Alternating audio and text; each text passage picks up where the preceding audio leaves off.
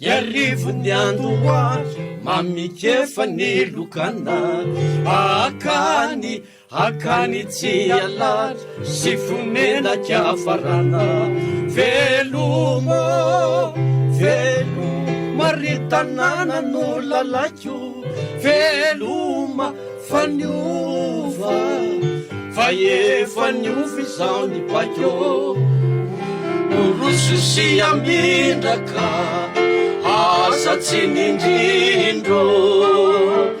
kasa tsy nindrindra iarivo ny andoazy mamikefa ny lokana akany tsy alary sy fonenaky afarana veloma ny tanàna no lalako veloma faniova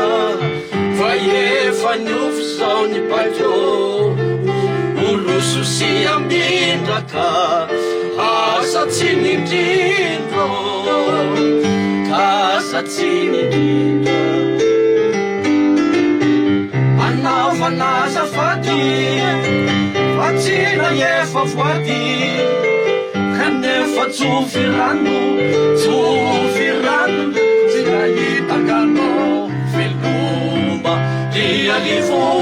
kanefa kosambatsa ivy itenako no lasa sitako nany hoany ny foko kosamatsy de mipetraky eto ihany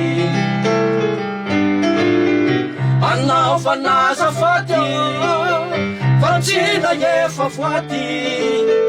kanefa tsofy rano mba tsy ahitangano veloma iarivo kanefa kosambatsa ivy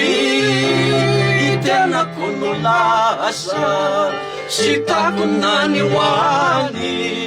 ny foko kosamatsy de mipetraky eto ihany iarivo ny andoazy mamikefa ny lokana akany tsy alary sy fonenaky afarana veloma ritanana no lalako veloma faniova fa efa niova izao ny bakeo oroso sy amindraka asa tsy nindrindro asa tsy nindrindro